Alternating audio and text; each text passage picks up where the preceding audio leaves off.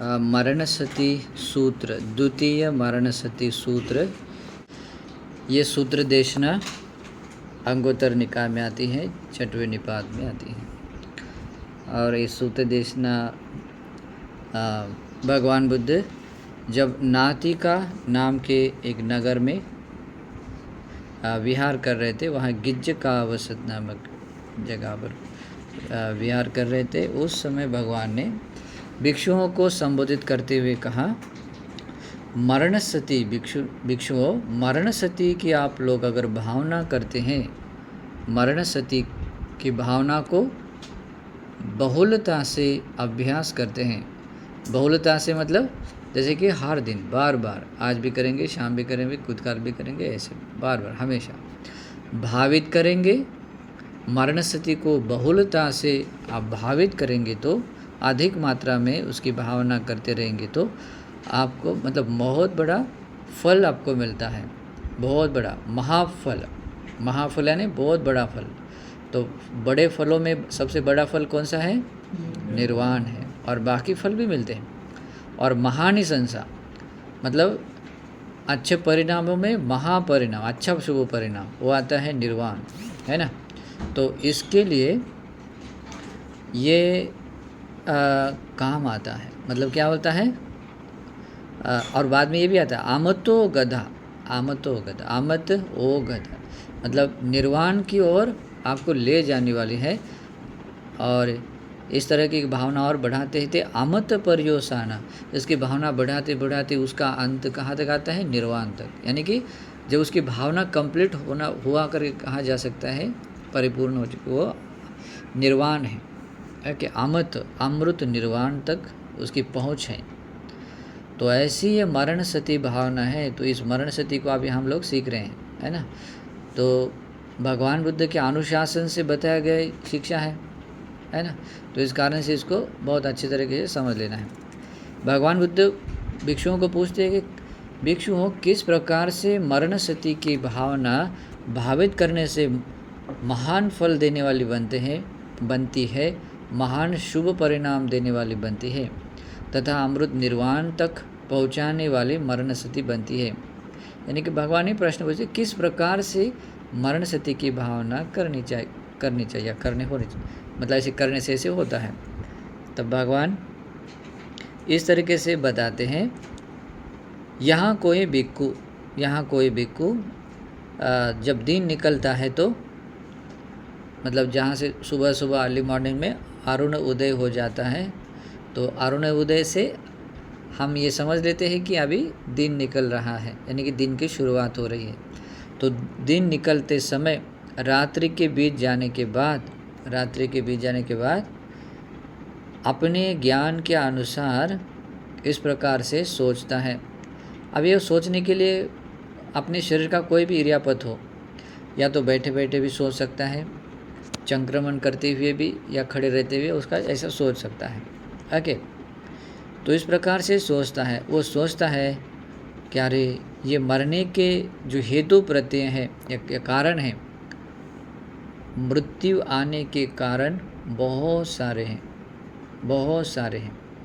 वो सोचता है मृत्यु आने के कारण अनेक हैं। जैसे कि सांप के काटने से भी मृत्यु आती है, और जैसे कि किधर भी इधर चलते हुए सांप काट सकता है, सांप के काटने से भी मृत्यु हो सकती है। वो सोचता है उसमें मेरी मृत्यु नहीं, तो कोई भी किसी को काटेगा किसी को मारेगा, ऐसा नहीं। अपने बारे में सोच रहा है कि मुझे सांप भी काट कर मेरी मृत्यु हो सकती, कभी भी मृत्यु हो सकती है। बिच्छू भी ऐसे बहुत जहरीला बिच्छू होता है, उसके काटने से भी मृत्यु हो सकती है ना। या जो कनखजूरा है, कनखजूरा ये जो जिसको बहुत सारे पैर होते हैं, सतपदी, उसको पाली में नाम आता है, नाम है नहीं, छोटा वाला नहीं, वो होता है वो लंबा और जहरीला होता है, जहरीला। खजूरा शायद गुरुजी उसको कान में खुजली पैदा करता है, इसलिए कहा गया क्या? वो पता नहीं, वो कान में घुस जाता है, फिर वो अंदर घुस जाता है। ठीक है, तो उसके काटने से भी मृत्यु हो सकती है। वो सोचता है अगर ऐसी मृत्यु मेरी हो गई, इस तरीके से वो सब मतलब ये काटने से या कुछ कारण से अगर तेन मतलब उस काटने से अगर मेरी मृत्यु हो गई, मेरी काल क्रिया हो गई, वो मेरे लिए बहुत बड़ी बाधा बन सकती है। बाधा तो सबसे पहले तो ये बाधा बनेगी कि ये जो भगवान का शासन है जो निर्वाण तक ले जाता है, अब ये सिर्फ सोचना है ये, लेकिन मृत्यु के लेकर इस तरह से वो निर्वाण का पाने का मौका हाथ से छूट सकता है, बुद्ध शासन छूट सकता है, या आगे का जो भी धर्म पुण्य कर सकूँगा, धर्म जीवन जीव सकूँगा, वो भी हाथ से छूट सकता है अगर कल मृत्यु हो जाए तो, या कभी कोई काट दिया तो मर गया तो। और ये बात संभव हो सकती है। इसलिए वो सोचता है कि ऐसा अगर होता है, कोई प्राणी कोई काटता है, आजकल तो उससे भी खूंखार जानवर भी है, उसके वो काटते नहीं, वो खा जाते हैं, है ना। तो अगर ऐसा हो जाता है और उससे मेरी मृत्यु हो जाए तो ये मेरे लिए बहुत बड़ी बाधा बन जाएगी, बहुत बड़ी बाधा बनेगी, अंतराय बनेगा। ओके। और भी सोचता है, अगर मैं चलते मैं मेरा पैर फिसल कर मैं गिर गया, है ना, या और किसी कारण से मैं प्रपात से मैं गिर गया, है ना, उससे भी मर सकता हूँ। या खाना भत्तंग वा में भुत्तंग व्यापजय, खाना खाने के बाद वह अगर विष में तब्दील हुआ, खाना खाने के बाद विष बन जाता है ना, कभी कभी अनडाइजेस्ट होता है, हाँ, उससे भी मृत्यु हो सकती है। कभी कभी खाना न मिलने से भी मृत्यु हो जाती है। अभी खाना नहीं मिला तो, है ना, कुछ दिन रह जाएगा, लेकिन खाना नहीं मिला तो मर सकता है।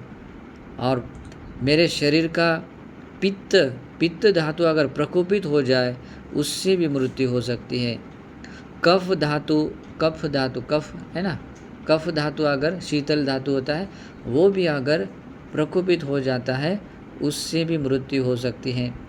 वो और आगे सोचता है, किसी ने अगर शस्त्रों से मुझे काट दिया तो, कोई चोर आते या जो भी है कोई है, अगर वो शस्त्र से अगर प्रहार कर लिया, उससे भी मेरी मृत्यु हो सकती है। जनरली क्या चोर ही कर सकता है, कोई चीज़ लेने के लिए पहले प्यार से तो नहीं दे सकता है, उसे पहले मार कर ले जा सकता।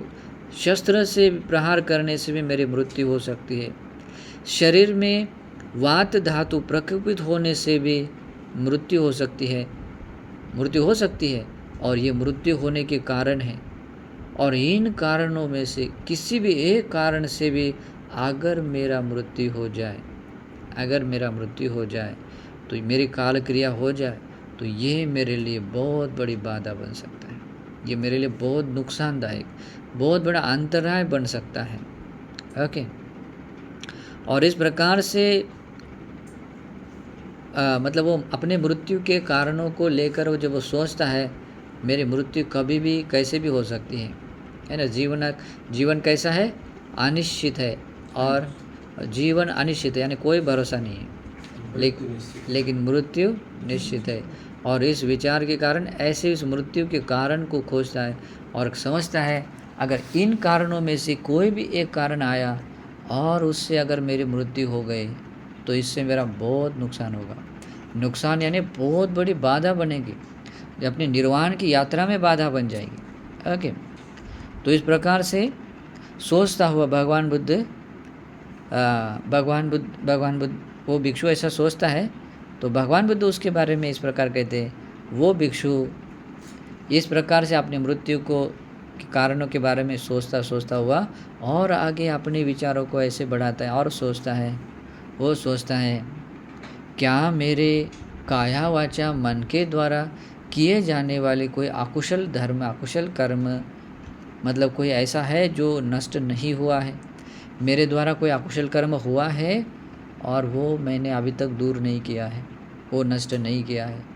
वो सोचता है, चाहे वो शरीर का कर्म हो, शरीर का पापी अकुशल धर्म हो, वाणी के द्वारा किया गया अकुशल पापी धर्म हो, या मन के द्वारा किया जाने वाला अकुशल धर्म हो, क्या वो शेष है, यानी कि अपहीन मतलब होता है क्या अभी भी वो अस्तित्व में है, अभी भी वो नष्ट नहीं हुआ है क्या। तो जब ये बात सोचता है और वो सोचता है कि हाँ ये जो रात्रि के काल में ये जो अभी सुबह का टाइम कर रहा है ना, तो रात्रि का उस रात्रि के काल में मेरे द्वारा इस काया से ये पाप हुआ है, वाणी से ये पाप हुआ है, या मन से मेरे ये पाप हुआ है, और वो पाप बिना दूर हुआ, यानी बिना नष्ट हुआ, बिना ख़त्म हुआ, अभी भी है। अगर ये बात वो अगर जान लेता है ना, ये मैं असुरतिंग कालंग करोंतस, या रात्रि काल में जो किया गया पाप कर्म है, वो ऐसा अगर वो देखता है हाँ ये पाप कर्म है, तो अंतराय आया, वो जान लेता है अरे ये मेरे लिए अंतराय कारक है। अंतराय यानी बहुत बड़ी बाधा, अंतराय यानी कोई ऐसी बाधा है या रुकावट है ना, जो बहुत बड़ा नुकसान देने वाली बात है, तो इससे बहुत बड़ा अंतराय हो सकता है। तो अंतराय क्या होगा? अगर हाँ, अंतराय क्या होगा? अगर हमारे द्वारा कोई अकुशल हुआ हो, रात्रि के समय में अकुशल हुआ और सुबह होने तक हमने वो नष्ट नहीं हुआ है, और उस अकुशल के रहते हुए ही अगर हमारा मृत्यु हो जाए, अकुशल के रहते अभी हुआ तो है लेकिन वो अकुशल दूर नहीं हुआ है, लेकिन दूर होने से पहले ही अगर हमारा मृत्यु हो जाए, तो उस अकुशल के साथ में अगर मृत्यु होता है, तो क्या हमें सुगति जाने संभव हो पाएगा? नहीं होगा, क्योंकि सुगति जाने में अंतराय आया। क्या आ गया? वो अकुशल। तो सुगति जाने में अंतराय आ गया तो व्यक्ति कहाँ जाएगा? दुर्गति में जाएगा। और इतना ही नहीं, उस अकुशल के साथ में अगर वो रहता है, अकुशल प्रहार नहीं होता है, तो क्या अकुशल के साथ में व्यक्ति को समाधि मिलेगी? नहीं मिलेगी। समाधि नहीं मिलेगी। तो समाधि जिन कारणों से मिल सकती है, तो उन लेकिन ये अंतराय बना, ये अकुशल कर्म ऐसा अंतराय विघ्न बना है जो आपको समाधि के लिए मतलब समाधि पाने के लिए बाधा बना है। आप सोच रहे कि मुझे समाधि क्यों नहीं मिल रही, लेकिन ये अकुशल है। उसी प्रकार से प्रज्ञा के क्षेत्र की ओर या निर्वाण की ओर, अगर अकुशल के साथ में आदमी निर्वाण की ओर जा सकता है क्या? नहीं। वो अकुशल होने से वो अकुशल कर्म निर्वाण की ओर जाने से उसको रोक देता है, उसका रास्ता बंद कर देता है। तो ये अकुशल कर्म क्या हो गया? अंतराय हो गया। आप समझ में अर्थ कैसा है? तो ऐसा होता है। और वो अपने ज्ञान से ये सोचता है इन मृत्यु के कारणों में से किसी भी एक कारण से मुझे अगर मृत्यु आ जाए और इस रात्रि काल में जो मैंने कर्म किया उसमें अकुशल किए हैं, जो भी किया है उसको बिना प्रहान के, बिना दूर के, वैसे ही अगर मुझे मृत्यु आता है, तो ये मेरे लिए सुगति के लिए भी बाधा बनेगा, मेरे समाधि प्रज्ञा आदि और निर्वाण के लिए भी बाधा बनेगा, है ना। तो इस तरीके से सारे धर्म को, इससे बड़ा कोई अनर्थ नहीं होगा। तो ऐसा सोचता है, और ऐसा सोचता हुआ वो जानता है यदि उस भिक्षु के इस प्रकार से अपने ज्ञान के साथ सोचते हुए, अपने इस मृत्यु के स्वभाव को सोचते हुए, इस प्रकार से अगर वो भिक्षु जानता है कि हाँ मेरे काया के द्वारा ये पाप हुआ है, मेरे वाणी से ये पाप कर्म हुआ है, मेरे मन से ये पाप हुआ है, और ये जान लेता है, और ये जान लेता है कि अभी भी वो नष्ट नहीं हुआ है, अभी भी वो प्रहार नहीं हुआ, दूर नहीं हुआ है, और इस पाप के साथ में इस क्या कहते हैं, इस रात्रि काल में जो मेरे से पाप हुआ है, और इस पाप के साथ में अगर मेरा मृत्यु हो जाए, है ना, अगर मैं मृत्यु हो जाए, तो ऐसे पाप के साथ में मृत्यु होने वाला अगर मैं बना, तो ये मेरे लिए बहुत बड़ी बाधा बनेगा, है ना। तो उसके लिए भी क्या करता है, उस रात्रि काल में जो अपने काया वाचा मन से जो भी XYZ कोई कर्म हुआ हो, पाप कर्म हुआ हो, उसके प्रहान के लिए, उस पाप या कुशल धर्म के प्रहान के लिए बहुत ही स्ट्रॉन्ग, उसको कहते हैं आधिमत्त मतलब बहुत अधिक मात्रा में, मतलब समझो आपने 100% का एफर्ट्स है, मतलब अपने प्रयासों में 100% है, तो 100 प्रयासों में भी 100 प्रयास मतलब 90, 95, 99% अपना प्रयास, जितनी जान लगा सकते हैं उतनी, उसको कहते हैं अधिमत, अधिक मात्रा में। ऐसा 50-50 वाला नहीं, ठीक है होगा देखा जाएगा, अभी तो एक ही रात हुई ना, एक ही दिन बिताए ना, अभी तो बहुत टाइम बाकी है, उसको बाद में नदी में डुबकी लगा कर पाप को साफ कर दूंगा, है ना, या ऐसा कुछ घंटा बिंटा बजा कर किसी का प्रसन्न करके पाप को साफ कर दूंगा, ऐसा मन में आकर बाद में ढकल लेता है, इससे काम नहीं चलेगा, है ना। तो अधिक मात्रा में क्या होता है, और जैसे कि 100% है तो 100% अपने प्रयासों से आसन्न, मतलब उसे लगा हुआ, मतलब इच्छा हो सकता है 98, 99% आपने देना या 100%, तो इसका मतलब होता है कि अधिक मात्रा में, मतलब अधिक मात्रा में अपने एफर्ट्स ने डाले। भगवान बुद्ध ने भी जो ज्ञान पाया है वो कैसे पाया बताएं, उसी प्रकार का दृढ़ता के साथ अधिष्ठान करने के कारण। भगवान का अधिष्ठान कैसा था, बोधिमंड वज्रासन पर बैठने के बाद भगवान सोचते हैं, चाहे मेरे शरीर का मांस रक्त भले ही क्यों न सूख जाए, मेरे शरीर में त्वचा नसें और हड्डियां ही क्यों न शेष बच जाए, लेकिन जिस पुरुष वीर्य से, पुरुषार्थ से, क्या कहते जिस पराक्रम से जो चीज़ पाई जाती है वो बिना पाए मैं, यानी कि मैं सम्मा संबुद्धि ज्ञान पाए बिना इस आसन से उठूंगा नहीं, जागूंगा नहीं। तो क्या अधिष्ठान था, है ना। तो ऐसा अधिष्ठान क्या तभी होता है। तो वो भिक्षु भी इस तरीके से, अब उसकी नज़र में जब आता है कि हाँ इस रात्रि काल में मेरे काया वाचा या मन से कोई ना कोई, एक हो या अनेक हो, कोई पापी अकुशल कर्म, पापी अकुशल धर्म हुआ है, तो अभी उसने पहले ही जान लिया। क्या जान लिया, अगर इस पापी अकुशल धर्म के अनुसार उसके साथ अगर मेरा मृत्यु हो जाए, उसको सुगति जाने के लिए भी बाधा है, सुगति जाने के लिए बाधा है, तो निर्वाण की ओर जाना तो उससे भी ज़्यादा, तो सब कुछ अंतरा है, बाधक है। तो इस कारण से अंदर से तीव्र एक भाव जगाता है, स्ट्रांगली अधिष्ठान करता हुआ क्या करता है, आधिमत्तो छंदो, उसके भीतर क्या होता है, दृढ़ इच्छा रखने वाला होता है कि नहीं, इस जो मुझ में पाप या कुशल धर्म है उसको मुझे किसी भी हाल में नष्ट करना ही है, यह अधिष्ठान करता है। वायामो, उस पापी अकुशल धर्म को नष्ट करने के लिए प्रयास करता है, क्या करो जिससे कि मैं ये पापी अकुशलों को दूर करूं, वो प्रयास करता है। उत्साह हो, बिल्कुल बहुत ही क्या बोलते हैं, उत्साह के साथ में वीर्य करने वाला, जोश के साथ, उत्सोड़ी, मतलब ऐसा क्या बोलते हैं, फुल एनर्जी के साथ, जितनी ताकत लगा सकता है उतनी ताकत लगाकर प्रयास करने वाला, उसको क्या कहते हैं, उत्सोड़ी, मतलब ऐसा बिल्कुल पूरे फुल एनर्जी के साथ में काम करने वाला, है कि ताकत के साथ काम। तो ऐसे वो पापी या कुशल धर्म को नष्ट करने के लिए प्रयास करता है, और अपने किए गए प्रयासों को कभी भी अभी बीच में छोड़ता नहीं है और पीछे हटता नहीं है, उसको कहते हैं अपटिवान।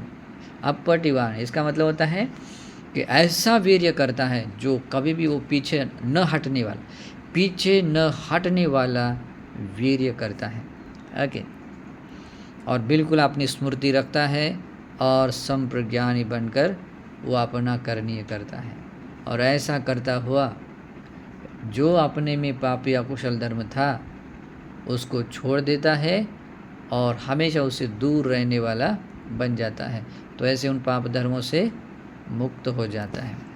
इसमें यह आता है, उसके इस वीर्य पुरुषार्थ के बारे में उपमा है, जैसे कोई व्यक्ति, जैसे अपने वस्त्रों को आग लग जाती है, मतलब वस्त्रों को आग लगी हो, या अपने सिर के बालों को आग लग जाती है, तो इस वस्त्र के आग को, इस सिर के बालों को जो आग लगी है उस आग को बुझाने के लिए जैसे आदमी बहुत ही स्ट्रांगली इच्छा करता है, थोड़ी देर बाद करूँगा, ऐसा करके बोलेगा का नहीं, कल करूँगा, अभी इन दिनों में मुझे थोड़ा छुट्टी का दिन है, थोड़ा मैं टहल कर आता हूँ बीच पर, है ना, ऐसा होता है क्या? जब उसके शरीर को कपड़े को आग लग जाती है तो थोड़ा रुक, मैं थोड़ा सा जलना बंद कर, मैं थोड़ा सा काम करके आता हूँ, है ना। भूख लगी, प्यास लगी, उधर थोड़ा पानी पी, खाना खा के आता हूँ।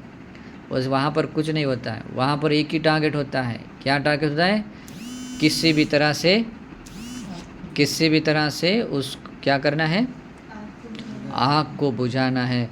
और उसको बुझाने के लिए पूरी जान लगा देता है। उसको कहते हैं आधिमत्तो छंदो, स्ट्रांगली वो इच्छा उत्पन्न करता है। बाद में वैसा प्रयास भी करता है, उस प्रकार का वीर्य करने में लगा रहता है और पूरी ताकत के साथ परिश्रम करने वाला, बिना पीछे हटे वीर्य करने वाला, यानी कि अपने वीर्य पुरुषार्थ को कभी भी पीछे हटने नहीं देता है। ओके, पीछे हटने नहीं देता है, तो ऐसा वीर्य करता है अपटिवाणी कहते हैं। और उसके बाद में बिल्कुल अपने स्मृति को उपस्थित रखता है, अपने संप्रज्ञान के साथ रहता हुआ क्या करता है? उस पापी या कुशल धर्मों को दूर करता है। जैसे वो आग बुझा देता है, बस वैसे ही यहाँ उपमा दिया है, जैसे वो आग बुझाने के लिए जैसे वो अधिक मात्रा में इच्छा करता है, प्रयास करता है, वीर्य पुरुषार्थ करता है, पूरी ताकत के साथ में वो वीर्य करने वाला, बिल्कुल पीछे न हटने वाला वीर्य स्मृति संप्रज्ञान के साथ में उस आग को बुझा देता है। भगवान कहते हैं इसी प्रकार से वो भिक्खु अपने भीतर के पापी या कुशल धर्मों को प्रहार करने के लिए अधिक मात्रा में आधिमत्त छंद जगाता है, व्यायाम करने वाला होता है, प्रयास करने वाला होता है, पूरी ताकत लगाकर वीर्य करने वाला होता है, बिना पीछे हटने वाला वीर्य करता है, स्मृति और संप्रज्ञान के साथ में उस सारे पापी या कुशल धर्मों को नष्ट करता है। और भगवान आगे कहते हैं सचेपन भिक्खवे भिक्खु पच्च वेक्ख मानो एवं जानाति। भगवान कहते हैं उस भिक्षु को इस प्रकार से विचार करते समय, अगर उसको विचार करते समय ऐसा उसके समझ में आ जाए, ऐसा वो जान जाए, अरे नत्थि में पाप का अकुशल धम्मा पहिना ये में असुरत्ति कालं करंतस अंतरायाति। जो मेरे ये इस रात्रि के काल में किया गया जो पाप कर्म है वो मतलब मेरे अपरहीन नहीं है, मतलब जो मेरे किया गया पाप कर्म है वो अभी नष्ट हुआ नहीं है, जो कि मेरे लिए अंतराय कारक बनने वाला है, वो अभी तक नष्ट हुआ नहीं है। तेन को भिक्खुना तेनेव, मतलब नहीं नष्ट हुआ है, समझो अपहीना नत्थि कहने, यानी कि जो अस्तित्व में रहने वाला नहीं है, ऐसा अगर वो देखता है, यानी कि नष्ट हो चुका है, तो भगवान ये कहते हैं कि जब अपने पास में कोई पाप ही नहीं है, काया वाचा मन के द्वारा किया गया कोई पाप या कुशल धर्म ही शेष नहीं है, तो उसे क्या होता है? तेनेव पीति पामोज्जैन तेन खो भिक्खुना तेनेव। भगवान कहते हैं उसी कारण से उस भिक्षु को उसके हृदय में प्रीति जागती है, प्रमोदित भाव जागता है कि अरे मेरे काया वाचा मन से कहीं कोई पाप नहीं हुआ है। और इसी प्रीति प्रमोद के साथ में भगवान क्या कहते हैं? प्रीति पामोजन्य विहातब्बं, वैसा ही उसको रहना चाहिए। अहो रत्तानुशिक्षिना कुशलेषु धम्मेषु, और इसी प्रकार से दिन रात कुशल धर्मों में ही लगे रहने के लिए उस भिक्षु ने वो सीखना चाहिए। अहो रत्तानुशिक्षिना कुशलेषु धम्मे, मतलब ऐसे सीखने वाला बनना, कुशल धर्मों को बढ़ाने के लिए, कुशल धर्मों को पाने के लिए दिन रात अभ्यास करने वाला बनना चाहिए, तब जाकर कुछ होता है। और भगवान बुद्ध कहते हैं कि ऐसा भिक्षु करता है जब अपने ज्ञान के साथ सोचता हुआ देखता है, जब उसके पास कोई नष्ट न हुआ पाप रहता है तो उसको प्रहार के लिए वैसा वीर्य करता है, जैसे अपने सिर या बाल को लगी हुई आग को बुझने के लिए प्रयास करता है। अगर उसका पाप वो प्रहार हो चुका होता है या पाप होता ही नहीं है उसके पास में, तो उससे वो जान जाता है मेरे कोई पाप नहीं हुआ है, मेरी काया वाचा मन सुविशुद्ध है। जब ये जानता है तो उसके हृदय में प्रीति प्रमोदित भाव जागता है और प्रमोदित भाव के साथ में ही वो रहता है। और यहाँ तक भगवान कहते हैं कि ऐसा होता है तो दिन रात आगे के जो कुशल धर्म है, जैसे कि बोधिपाक्ष धर्म की भावनाओं को, आगे की भावनाओं को बढ़ाने के लिए क्या करना चाहिए? दिन रात अभ्यास करने सीखना चाहिए। फिर भगवान आगे कहते हैं, ईदपन भिक्कवे भिक्खु रत्तिया निखंताय दिवसे पति हिते इति पटि संजिकति। अब ये सुबह के मॉर्निंग टाइम में इस प्रकार से मरण सती भावना करते हुए यहाँ तक आना है। मरण सती आपको ऐसे वीर्य करने के लिए कारण बनती है। तो आपने रात्रि का समय बीतने के बाद सुबह का टाइम आरंभ होने के समय में ये मरण सती ऐसे किए। अभी पूरा दिन में अभी दिन का समय कैसे बिता रहे हैं आप? कुशल धर्मों को, दिन रात कुशल धर्मों को बढ़ाने के, उसको अभ्यास करने के लिए आप उसको सीखने के लिए प्रयास कर रहे हैं। और ऐसे प्रयास करते करते शाम हो गया, अभी दिन का समय बीत गया है, रात्रि का समय आरंभ होने वाला है। उस समय में फिर से आप मरण सती को कर रहे हैं, मरण सती भावना को कर रहे हैं। तो वहाँ पर भगवान कहते हैं इस प्रकार से दिवस बीतने के बाद रात्रि आरंभ होने से पहले कोई व्यक्ति अपने किसी भी एरिया में बैठकर इस प्रकार से अपने मनसिकार को बढ़ाता है, अपने ज्ञान के साथ ऐसी सोच को बढ़ाता है। सोचता है बहु का मेखो पच्चया मरणस। वो सोचता है अरे मरने के बहुत सारे कारण हैं, मरने के बहुत सारे कारण, एक कारण नहीं है। कभी कभी तो आप कुछ भी करो, कभी कभी छोटी छोटी चीज़ से भी आदमी मर जाता है। कभी कभी आदमी का सांस भी नहीं लेना नहीं होता तो उससे भी मर जाता है ना। अभी चलते चलते पैर फिसलने से भी मर जाता है। किसी ने धक्का दिया, ठोकर दिया, एक्सीडेंट हुआ, कुछ भी हुआ, किसी से भी आदमी मर सकता है ना।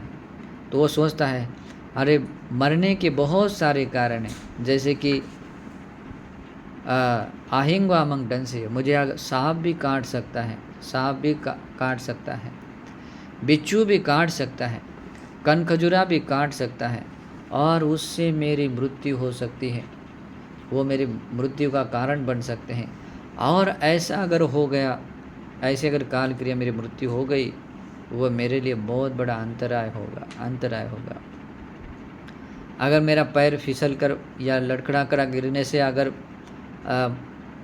गिरने से भी मर सकता हूँ, हाँ, या प्रपात से गिरने से भी मर सकता हूँ। हार्ट अटैक से ज़्यादा मौत किसी से भी मर सकता है, तुरंत, हाँ, कभी भी जाता है।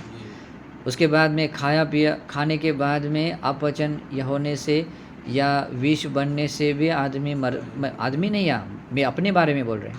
मैं ऐसा खाना खाने के बाद में अगर वो अपचन हो जाए, खाया हुआ अगर विष बन जाए, उससे भी मेरी मृत्यु हो सकती है।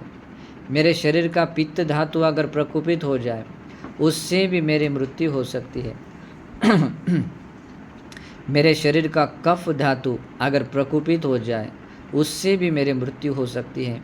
अगर मेरे शरीर का वायु धातु प्रकोपित हो जाए, उससे भी मेरी मृत्यु होगी।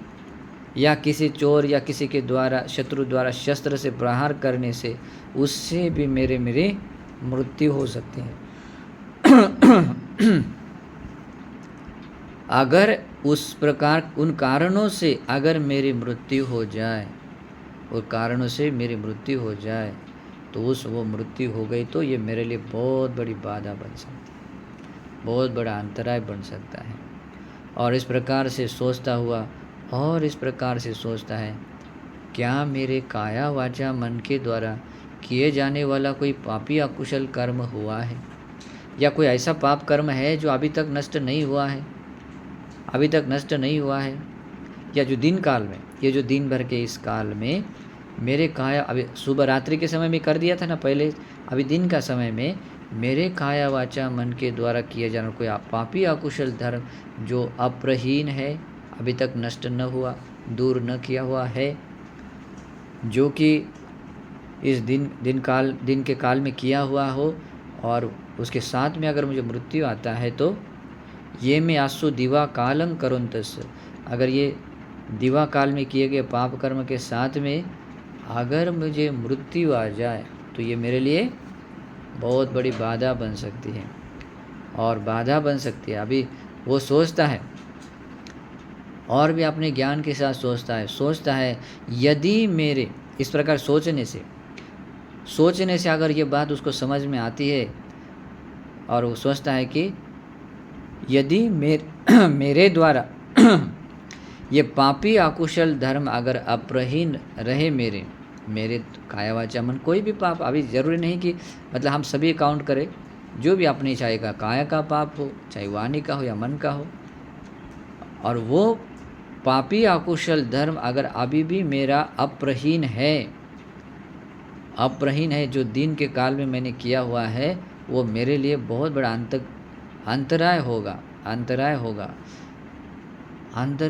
दिन के काल में किया गया, उसके साथ में अगर मृत्यु हो जाती तो कुछ भी हो सकता है, या धर्म में आगे बढ़ने के लिए भी बाधा आ सकती है, इसलिए बहुत बड़ा अंतराय है। तो इस कारण से क्या सोचता है,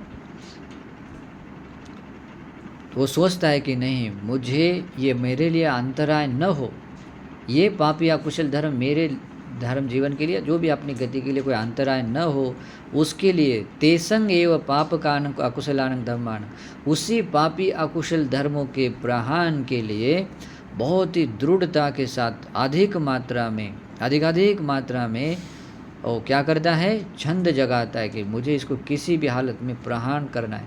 उसको प्रहान करने के लिए छंद जगाता है, व्यायाम करता है, प्रयास करता है, वीर्य करता है, और पूरी ताकत लगाकर वीर्य करने वाला बनता है।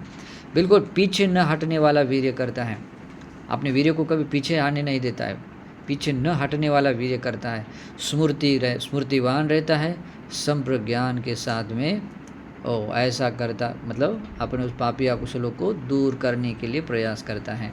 सेम टू सेम वो उपमा, जैसे कोई व्यक्ति अपने परिधान किए गए वस्त्र को जब आग लग जाती है, या अपने बालों को आग लग जाती है, तो इस कपड़े की आग को, अपने परिधान किए गए कपड़े की आग को, सिर के बालों को लगी हुई उस आग को बुझाने के लिए व्यक्ति जैसे अधिक मात्रा में बहुत स्ट्रांगली इच्छा जगाता है, नहीं मुझे इसके हाल में तत्क्षण उसको बुझाना चाहिए, तो इच्छा जगाता है, वीर्य करता है ना, पूरी ताकत लगाकर वो वीर्य करने वाला बनता है, बिना पीछे हटने वाला। अभी पीछे नहीं हटेगा, अभी तक बुझा रहा नहीं हो रहा, नहीं अभी नहीं हो रहा, जान दो, ऐसा रहता है कि नहीं, वो चाहे जो प्राण रहने तक पूरा एक ही टारगेट रहता है कि किसी भी हालत में इसको बुझाना है।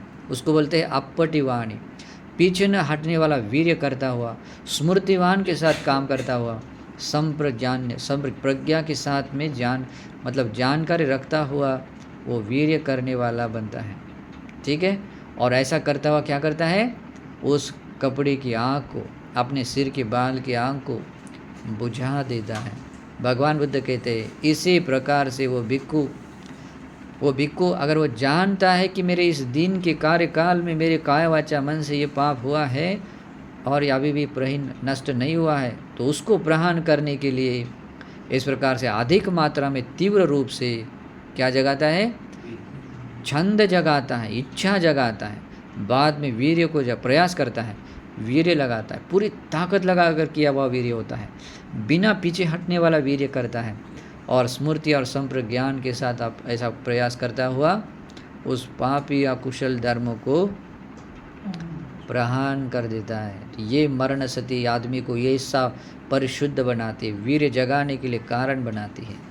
और भगवान कहते हैं यदि उस प्रकार से ज्ञान के साथ सोचते हुए मरण सती का अभ्यास करते हुए अपने बारे में देखता है कि इस दिन के कार्यकाल में मेरे द्वारा कोई भी ऐसा पाप नहीं है जो हुआ है, या हुआ हो तो वो प्रहान न हुआ हो, ऐसा नहीं है, वो प्रहान कर दिया गया, नष्ट कर दिया गया है।